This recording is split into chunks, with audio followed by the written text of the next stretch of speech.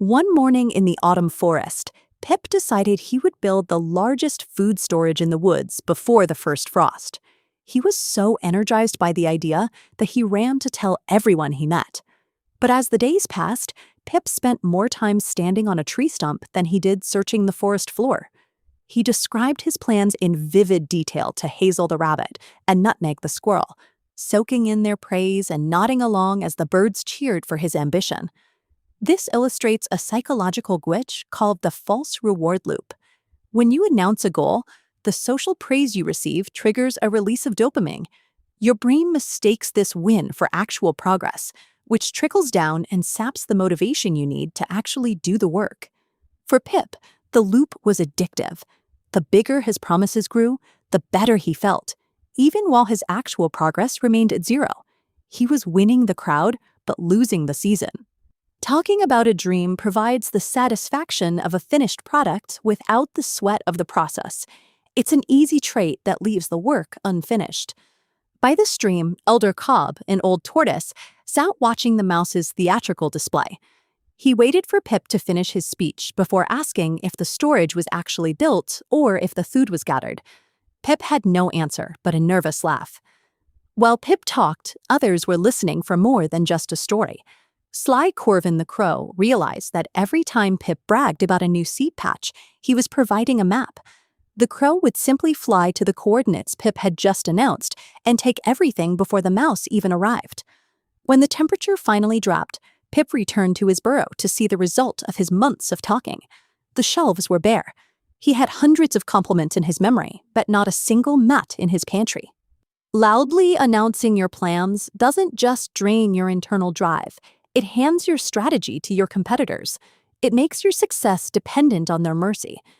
At Pip's lowest point, Elder Cobb arrived with a final piece of perspective. He explained that Pip had been treating his plans like a trophy to be displayed, rather than a seed to be planted. A seed needs the weight of the soil and the darkness of the earth to grow. This silence is what allows it to put down roots.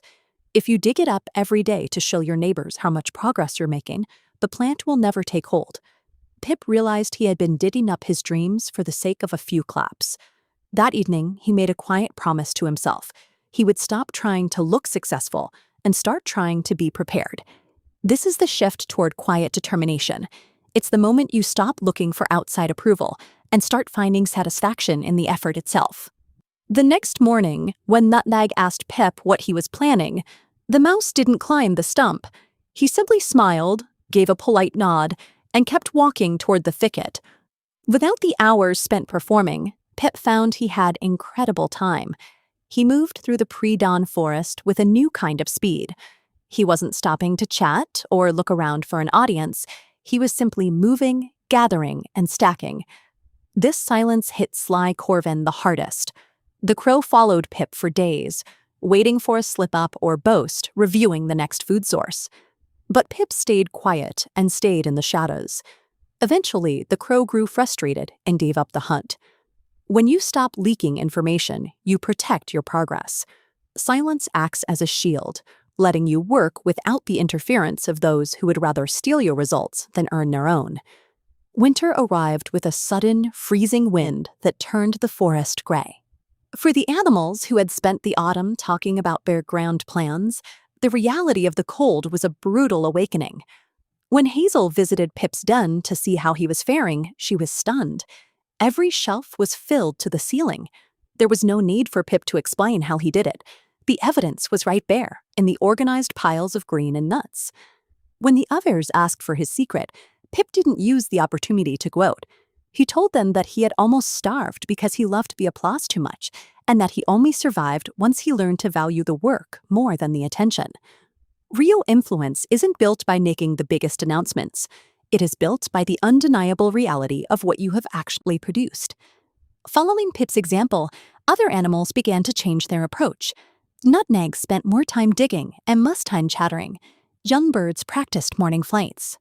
The woods became less about who could shout the loudest and more about who was actually putting in the hours. At the end of the season, Pip met Sly Corvin on a frozen branch. The crow admitted he couldn't outsmart someone who didn't speak. Pip told him that from now on, people would have to look at what he'd done to know who he was. As the snow finally began to melt and the first green shoots of spring appeared, Pip emerged from his burrell healthy and strong. He had replaced his need for an audience with a habit of discipline. Do the work in silence, stay consistent, and let your results introduce you.